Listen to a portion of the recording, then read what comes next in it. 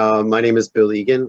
I'm one of the co-producers of qFLIX XL 2020. It's a combination of qFLIX Philadelphia, qFLIX Worcester, and a couple other cities that we do film festivals throughout the country. Obviously, due to COVID, we've been postponed many times throughout the year, but we really wanted to make sure we had a chance to showcase our 2020 LGBTQ plus filmmakers. And we decided to combine all of this together as one big festival. And we thank you all for joining us. Along with me is James Duggan, who's also a co-producer. And we are very happy to be here. And I'm going to jump right into it. I'm going to start with Joe, and then we'll go around and ask some questions. And then there'll be a time at the end for anybody else if they have any questions for any of the cast or crew on the project. Okay. So I'd like to introduce Joe Orlandino, the producer of Rainbow's End. Hey, Joe.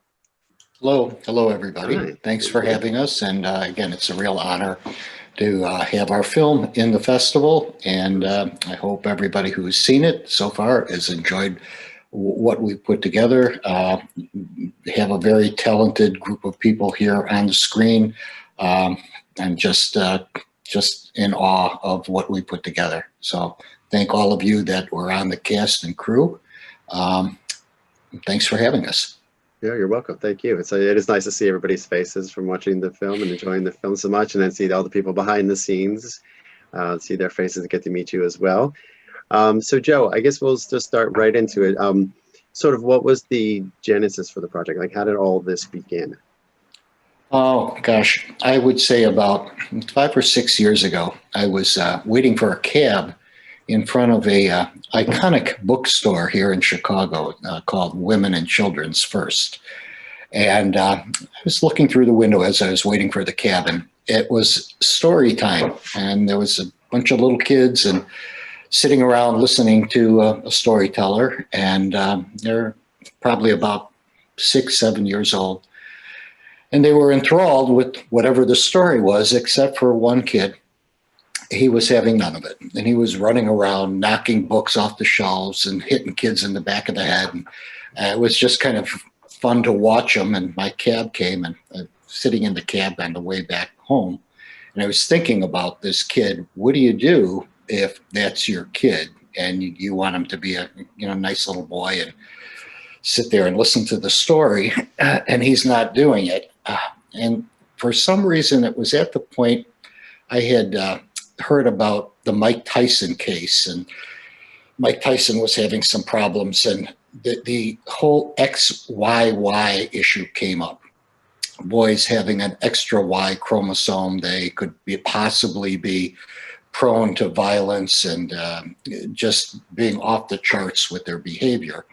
So I started doing a little bit of research, and originally I thought this would be a great play to have a couple who are together and very focused on what they want to do in terms of raising their child, and they have this kind of demon kid, but that's how he's programmed.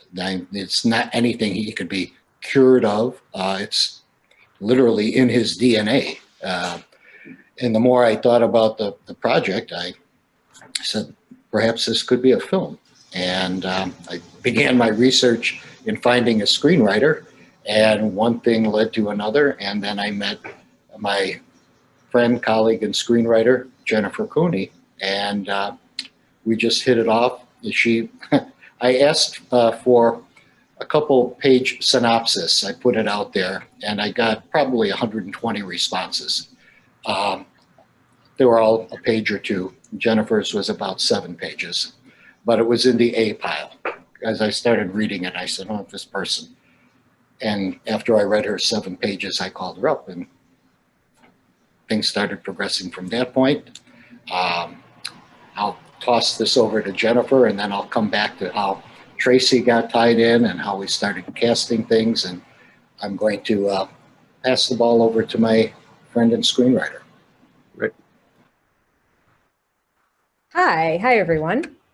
Yeah, so just to pick up from there, it was just kind of magic from that point on. I sent it out there. I applied to the screenwriting job and never thought to hear anything back from it. And that night during dinner, I decided to tell my wife that I applied for a screenwriting job, and we were like, oh yeah, you got to pop your cherry. Nothing's going to happen. And as I'm saying that, the phone rang, and it was a Chicago number, and it was Joe. And we talked for 45 minutes, and it was as if I already knew the story in my mind. I already met the characters, and it was just all a magical journey from there.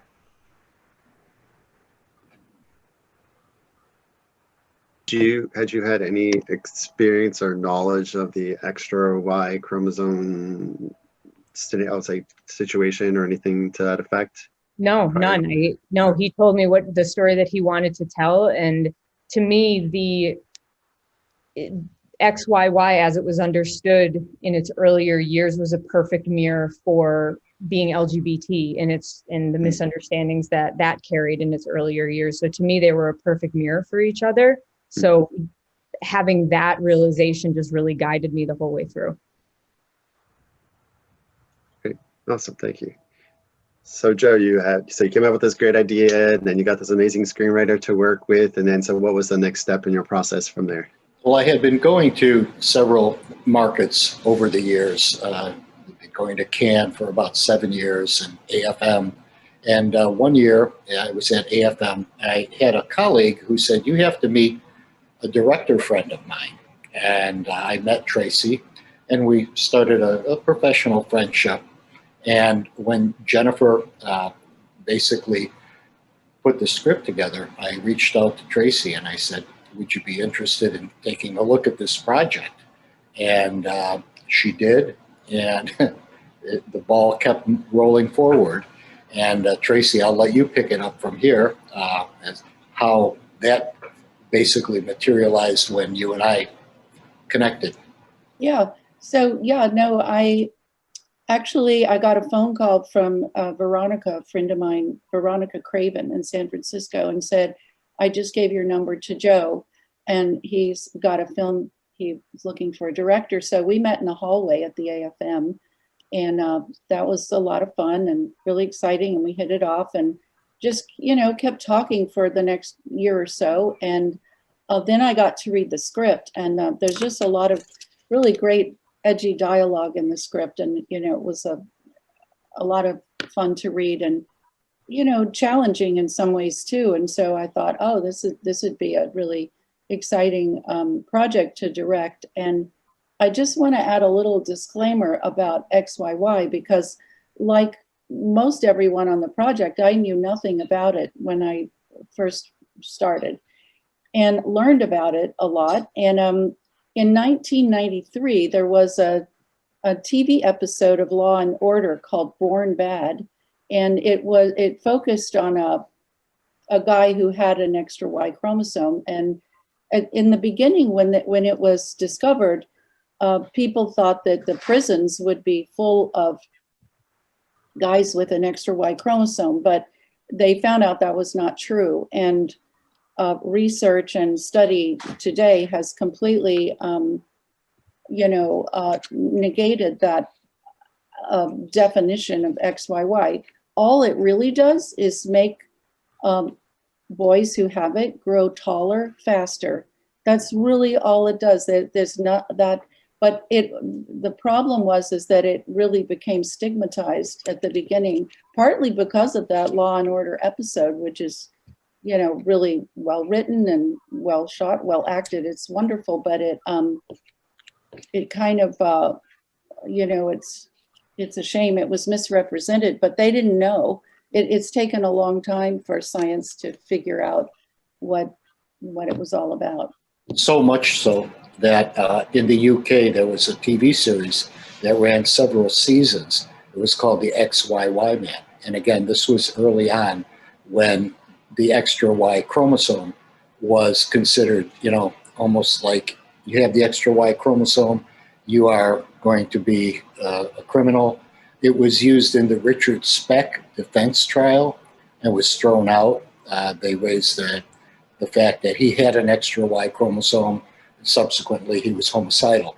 But again, as Tracy said, as research went on, it was found out that that is not the case. But what happened was a lot of these young men were stigmatized, so that extra Y chromosome followed them and created all types of problems for them with work, with their social life, with family life. And so, Joe, remind me, and Jen too, what year does our film start in? What year do they adopt the little boy, Beau? It's in 1999.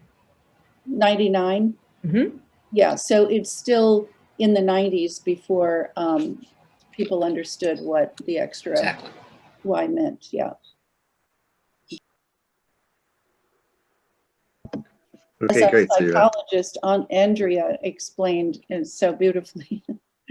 Yeah, she played the psychologist, and she, I'm sure she had a lot of long words to learn. It was a tricky part. yeah, and that's also one of the great parts of the film is that the information and knowledge about this just come fluidly through the course of, these ladies learning to know what this is and how to deal with it, and then the rest of the people come into circumstance with that family, organically just comes out in pieces, and there's no ever part you're like, okay, here's the whole explanation. It was great from that perspective, and to learn more of that information. So Joey, so you have this great idea, you got this great writer, you got this amazing director. So then how did these other ladies and cast members become involved with the project? What was the next step there?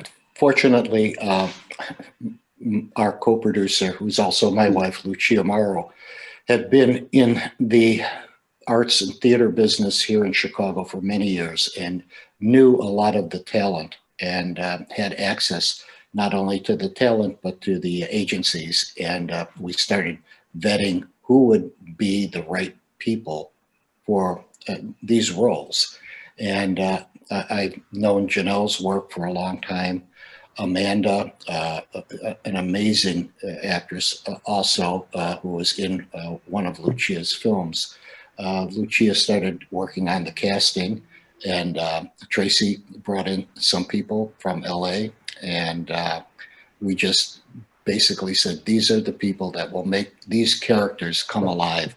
And they really did. I think that the relationship between Hannah and Jules, Janelle and Amanda, really brought out the crux of the story. The story is about a family. It just happened to be a same-sex couple, and the problems that they were facing could have faced any parenting couple. And they really brought out the difficulties and the angst that went through a 20-year period.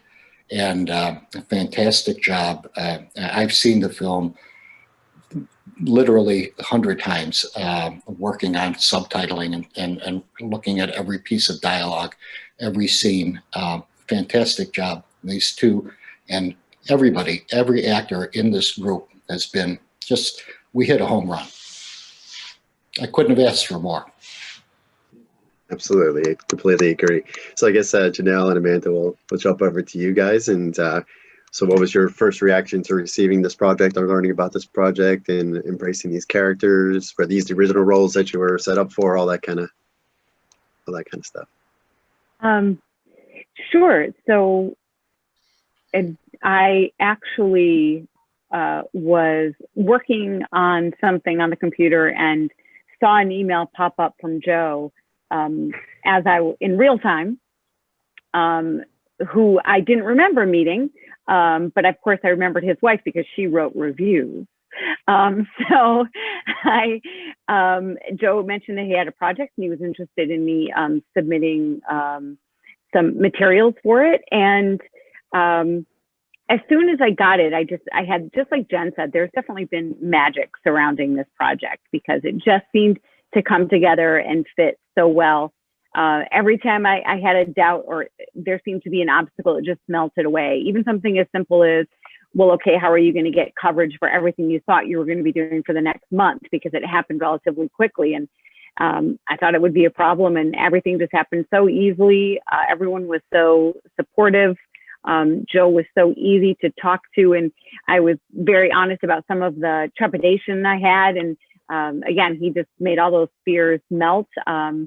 The biggest question mark for me was, of course, not knowing Amanda. We chatted on the phone, but I didn't meet her until the first day of rehearsal on set when I also met Tracy and Jen, and it was just, just the four of us. There was a really wonderful chemistry, and I was, from the first day, felt safe and empowered and supported and inspired. And that I'm old enough to know that that does not happen every single time. So I really made sure to appreciate it. And really and truly, when I see all these faces, I see Wayne, who edited the film. I am blown away by how hard everybody worked. And it's a little embarrassing that it's so much of my face that Joe's watched way too many times, but I'm really grateful for everyone who made the film look and sound and come out so beautifully. I feel like I had the easy part. And Amanda, would you like to add your perspective to that? Yes, it's quite similar. I also had an email from Joe, and it was soon. I mean, it was soon to the beginning of it, and it was. I was like, yes, of course, but I was also in a play at the time, and so I was like, oh no, someone's gonna be mad at me, and nobody was. Not a one person was mad. It all got worked out like the day of the email, which just blew my mind. It was totally magical. And then it was only a short, I don't know, a week or something until we had our first rehearsal. And we had a little read through with Tracy upstairs. And it was so nice and so You gentle. guys worked so hard. The actresses, the two, especially the two leads, Amanda and Janelle, were on stage, on set, on camera almost every moment of that film. And they never dropped the ball ever. It was so intense and wonderful. Yeah, but we had all you guys. Yeah, but I mean, and I know I asked you to do some things you weren't so keen on always, or you would say, well, no, why are we doing this? But you were always, yes, and 100%. It was just phenomenal. Well, we had each other too. I got to share the Wayne Samantha story. Early on, I knew at some point we would be looking for an editor, and I'd known Wayne for 35 years. I met him when he was 2 years old. No, I've known him for about 35 years. And I said, let's meet and have coffee at a nearby coffee shop and talk about it, because with a film like this, it's all about the numbers. It's all about the, paying people and making sure everybody's happy. And as I walked in to get my coffee, the barista was a very friendly face. And I said, what do you do besides serve coffee? And she said, well, I'm a costume designer at the Lyric Opera House. And I said, oh, really? I said, you're going to be here for a while? And she said, yes. And I said, I have a meeting. I want to talk with you. So that's how I met Samantha Yonan. And so through Wayne and Samantha, we had phenomenal editing of the film and some really great costumes. And Samantha really very resourceful with a meager budget. She did a phenomenal job. Thank you, Sam. And thanks, Wayne. Excellent. Yes, thank you. That's great. And so I guess since we're talking about casting for a moment as well, it'd be remiss if we didn't bring up Ed Asner and Sean Young as well. And I was just wondering if you share your experiences with working with them and how they, I guess we'll start with Joe, how they came into the project, and then the ladies. I think you primarily work with those actors. Sure. Well, Tracy had worked with Ed on another project that was kind of close to what we were doing. It was called Autism and Cake. Correct, Tracy? Yes. And Tracy said, Joe, I think we could possibly get Ed on board for the character of Gunny, which was Hannah's father. And she gave me the contact information, and we reached out, Tracy and I, and we made it happen. And then for Sean Young. By the way, Ed just had his 91st birthday. Oh my goodness. And he's still acting. Phenomenal. He's ready for part 2. Sean Young, I reached out to her people, and it was, well, she didn't know. She was going to be in LA for a while, so I flew out and I met her with another producer, Ed Pope. And we met with Sean and we talked, and she read the script. And I said, your character is called Natalie Flickerman. And she's the wisecracking wino Yoda, as Jennifer liked to position her. And she loved the part and she nailed it. I mean, she was the sidekick to Hannah, the conscience, the person who could see things clearly and help Hannah become, the person she was destined to be. We also had Christian Stolte, which is a Chicago actor, the colleague of both Amanda and Janelle, colleague of Lucia's. Again, I can't say enough about not only the cast, but the crew. The whole thing was blessed. If I have an experience like this again in my life, I will be doubly blessed. And Janelle and Amanda, was there anything you wanted to add about working with those two, I'll say legends for lack of a Oh, no, for sure. And I'm old enough to have them both be, iconic, right? I mean, I grew up watching Mary Tyler Moore every single week with my family, and I just couldn't really even process the fact that I was going to be in the same room with him, let alone doing a scene with him. And what an inspiration. The man is at 90, was flying across the country to play a supporting role in a film because it was a project he believed in and a person he was close to and trusted. And he was, as good humored and generous and fun to be around as you would want him to be. And then Sean Young, I mean, how do you even put that in a box? I felt like, she was actually so motherly. That's what I wasn't expecting. Maybe not motherly, maternal. She was so maternal. She wanted to take care of, I can only speak for myself. I felt like she wanted to take care of me. I felt like she wanted to help me and support me both publicly and privately. There's a picture of this, so I'm not just making it up. At one point in time, she was like, let me rub your feet. Now, who does that? Do you know? I mean, she just had an energy that I wasn't expecting because, of course, I know her from her most iconic roles. But she really passed along a lot of really valuable lessons to me. And, of course, she was a riot. I mean, just unpredictably, hysterically funny. Mm-hmm. Yeah, I like to add a little bit about Sean and Ed. Well, when I of course, I'm a Blade Runner fan. And so, I mean, everybody, all of my family, my dad, everybody was so blown away that I was going to get to work with that, the replicant from Blade Runner. They were just astounded. But when I first met her, she was just so professional. And I know there are stories out there, but I found her phenomenal on set. She really is so, well-trained and knows her craft really well, and more than that, she's an artist and very committed. But on the second day after meeting her, when she just came to walk around the set the night before, I asked her that morning, I said, Sean, I said, are you psychic? And she said, you can tell, you can feel it. And I really could. And she needed almost no direction. I mean, she was just, she'd be a phenomenal director herself if she wanted to be, I would say.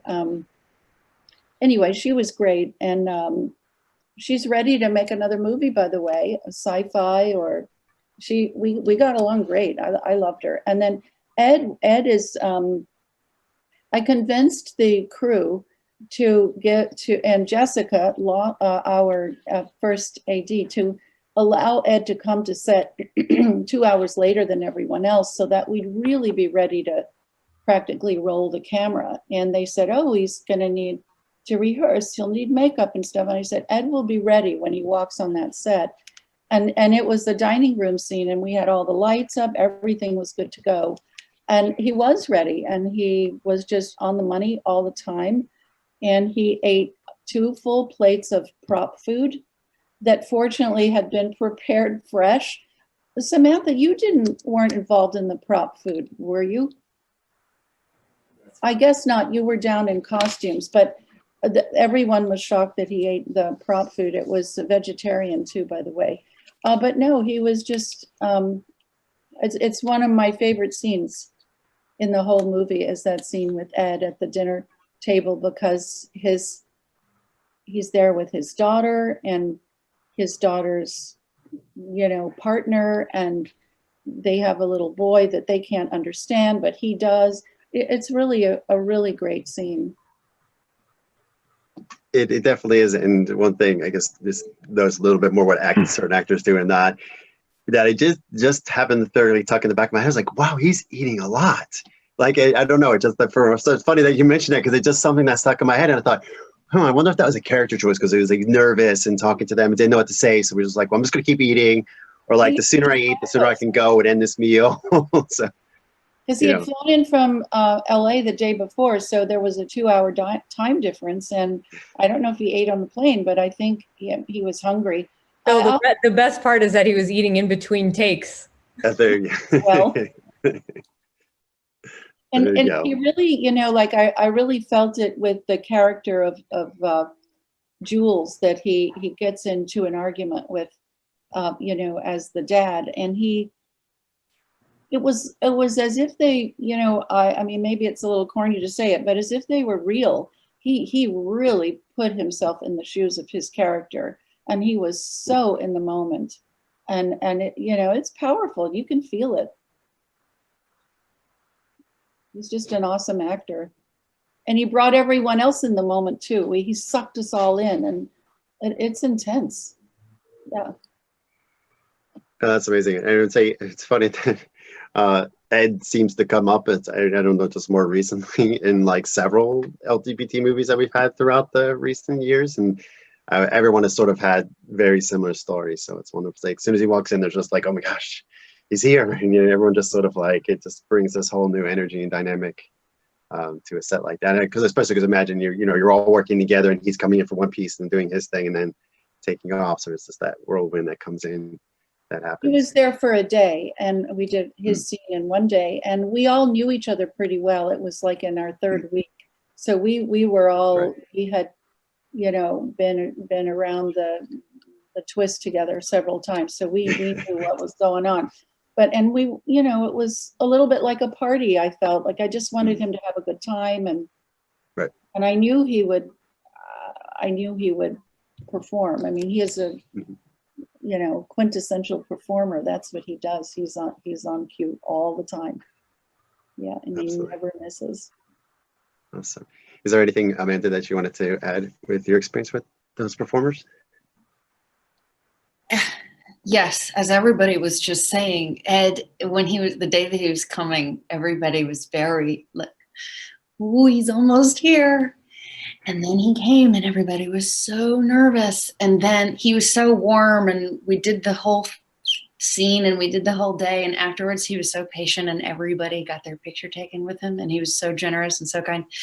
And during it was wonderful to be able to watch him do the same thing again and again and again, and to see how he could do the same line differently and keep what he thought he liked from the first and discard what he thought he didn't like. He's a craftsman, and he's lovely. He was really nice to meet. And Sean, I saw Ace Ventura so many times when I was a child, and she let me take my picture with her, which I'm very grateful for. And I didn't have any overlapping days with her to shoot, which was so sad. But when I saw her, we saw the film a couple of weeks ago or something, and I wasn't surprised that she was amazing.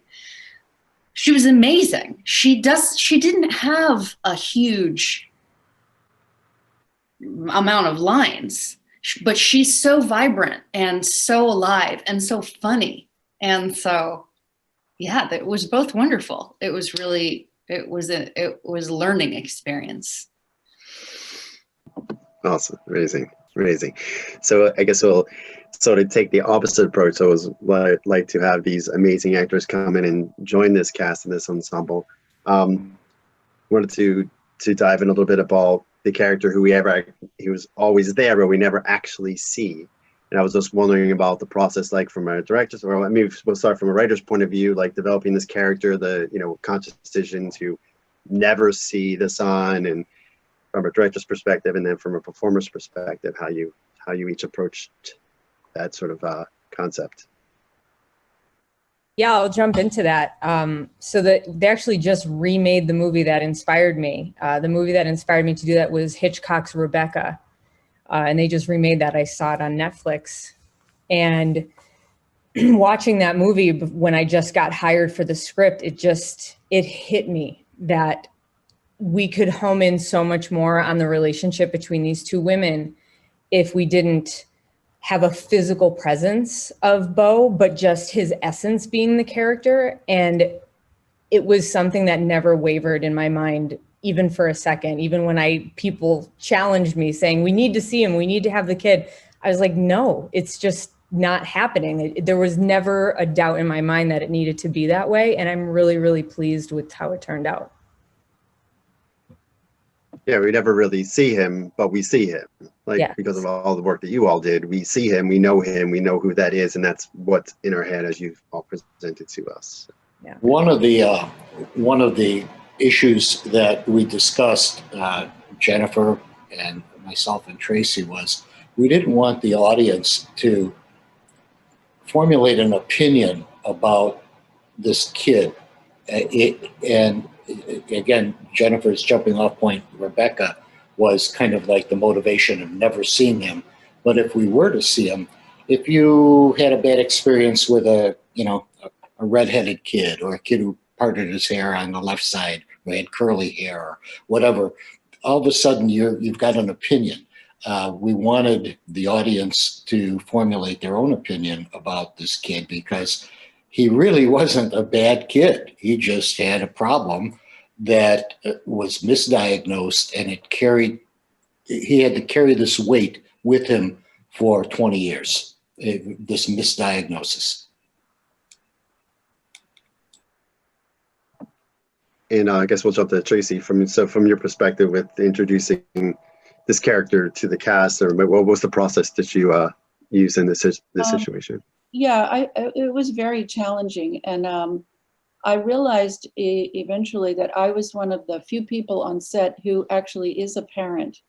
And I kind of know, I mean, I just, anybody who's had a kid, you've just got that experience, that sometimes they're wild and they run all over, and they're almost rarely not seen. If they're not seen, they're usually getting into trouble, and you want to figure out what they're up to.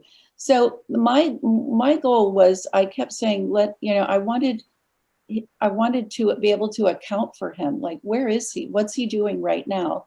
So I wanted to never forget about him and try to keep his presence up front. Like, while the two women are having a glass of wine, what's he doing at this moment? Why is he not here? And so I just kept bringing that to the table all the time. Where is he? What's he doing at this point? So that we all knew where he was. And I think that was somewhat helpful. I think it kept him up front a little bit more than if I hadn't done that. Yeah.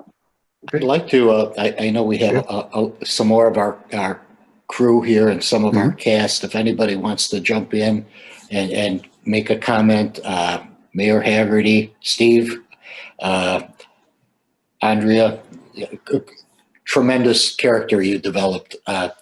Dr. Phelps is phenomenal. She's just, every time I go through that scene, and I've been through it 6 times, she cracks me up. She cracks me up. For sure. It makes you want to eat candy. Absolutely. I remember being so nervous about everything because I was coming from LA and I did a lot of research. My sister works with kids, so she knew a lot about the symptoms of having extra chromosome and what went on in the 90s. And I love Chicago, and I was in Chicago for 30 years and moved to LA, so it meant so much to me to fly back to Chicago and work for everybody. And like Janelle said, we all knew Lucia because she was this reviewer going back. Gosh, I knew her from 30 years ago, so I couldn't believe she remembered me for this part. Because when she knew me, I was a young 20-year-old. So it's like, it's so cool that she was waiting for me to meld into this older, raspy woman. But the bonbon thing, oh my God, that was crazy. You were the comic relief in the film, I thought. I thought you were too, Steve. You were hilarious. Oh, thank you. It was, I'll just say it was a blast to work with. I know I've talked with Janelle about like how we auditioned for it and that, but it was so much fun. You always want to think, oh God, I hope everything works out. And it does. I mean, the cast and the crew, everyone was just an absolute blast to work on. And frankly, that doesn't happen on every project you work on. So cheers to you, Joe. It was a lot of fun. Yes. It wasn't me. It was a team effort. Believe me. Believe me. I basically was hidden away there, hiding behind Samantha's coat rack.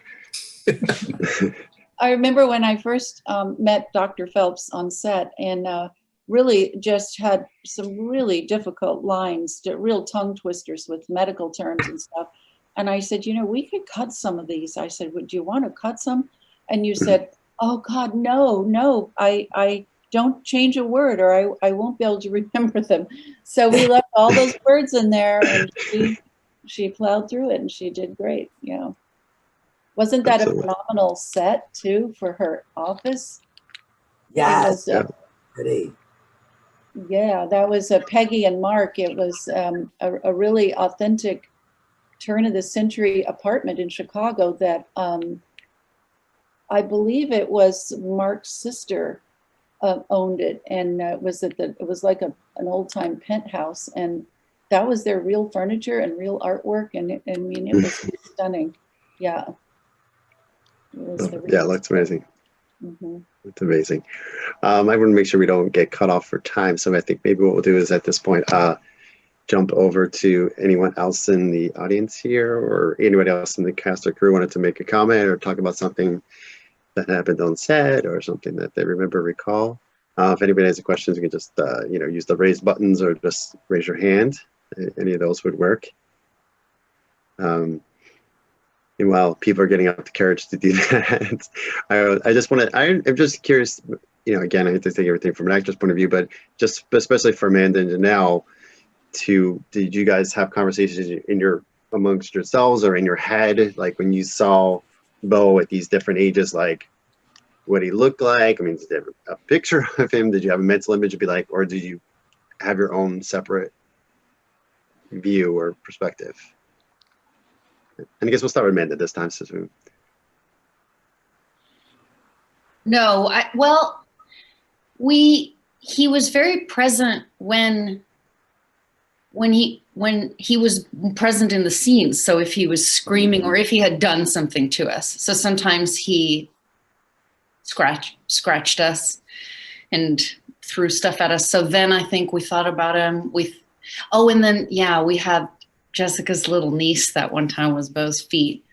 And that was really embodying because we had just been imagining him. And then there was this tiny kid and her tiny boots. So that really fleshed him out a bit. And then all of the Beaus from the other room are still in my mind. Ben or Jen or the people that were being Beau in the other room. Those were really lovely times. That's how I remember Beau. I think Tracy's questions were really helpful in reminding us that he was present, even if he wasn't an embodied actor on set with us. And so, I would always have to say to Jen, wait, what year is it today? What year is it?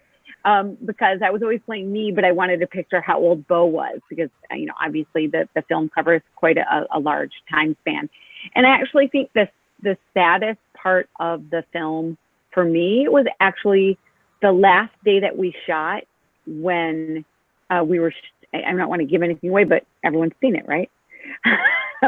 Spoiler alert. Some people who haven't seen it yet who are watching this, maybe. Okay, well, the last shot, the last shot of the movie was actually the last shot that we shot, which isn't always the case.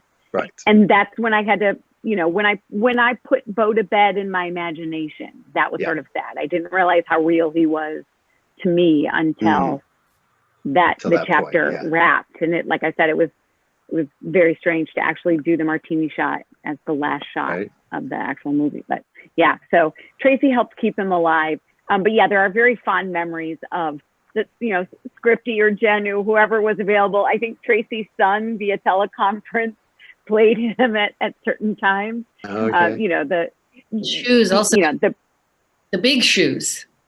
Remember? Yes. The big shoes, the practicality of making sure that you're reminded that he's present. Everybody helped with that. That's very cool. Very cool. Is there any other questions, Jessica? I just wanted to say that as the assistant director, obviously one of my biggest things that I am in charge of is time. And that's keeping the crew going, making sure everything is done on time. And I want to say this was one of the most phenomenal casts and crew to work with, if for no other reason than the actors were so well prepared. Like, they came on set and were like nailing things. And that is so helpful, especially when you're working in practical spaces and stuff, the lighting and the setups and stuff like that tend to take a little bit longer. So just the fact that you didn't have to worry about the actors. You knew the actors were going to show up. They were going to be present. They were going to nail their lines anytime they showed up. But then also Jen and Tracy and Joe and everybody who was involved with that story was so flexible, even though it was their story that they were telling. When I had to go to them and say something like, hey guys, we're running out of time here. We're not going to make the day if we don't do this. What do you want to do? Do we want to try to do this another day? Do you want to try to do this? And it was like Jen and Tracy would stop, and within 5 minutes we would have a solution to what had to happen in order to either get this done and have everything that we needed, or change it in some small way. And so Jen and Joe and Tracy being flexible to change, not horribly change their story, but to just add little things or subtract little things that they could envision weren't as important as other things, and just to be able to make those decisions with me, it was great to work with and made it so much less stressful than a lot of other scenes you have.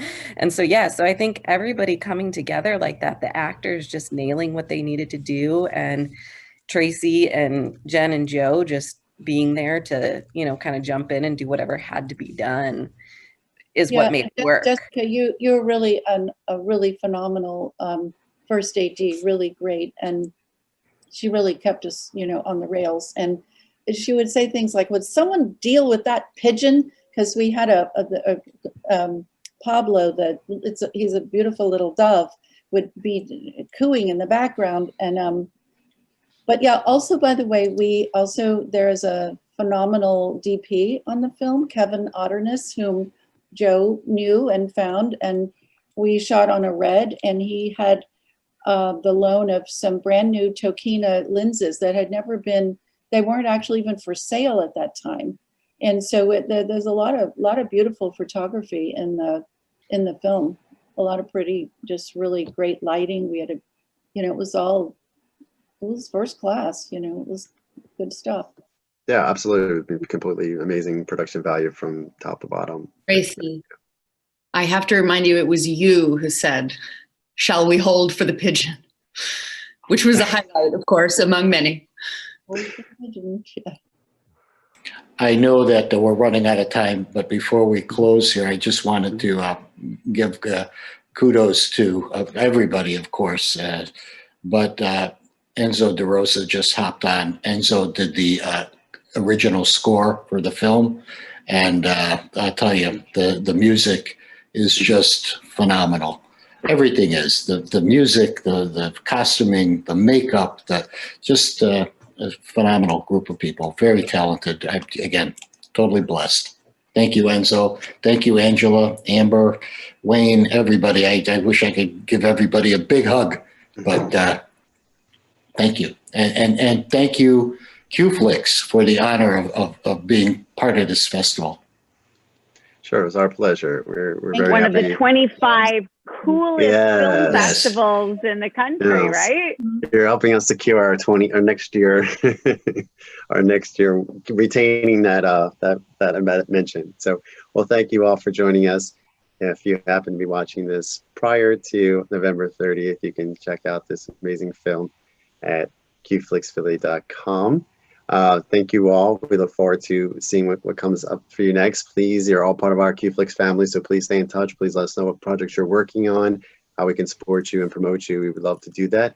And thank you again for joining us today. And we'll stop the recording here, but everyone's feel free to hang out and chat amongst yourselves. I know you haven't seen or talked to each other in a while, so feel free to please do that. Okay. And thank you again. We appreciate it. Congratulations.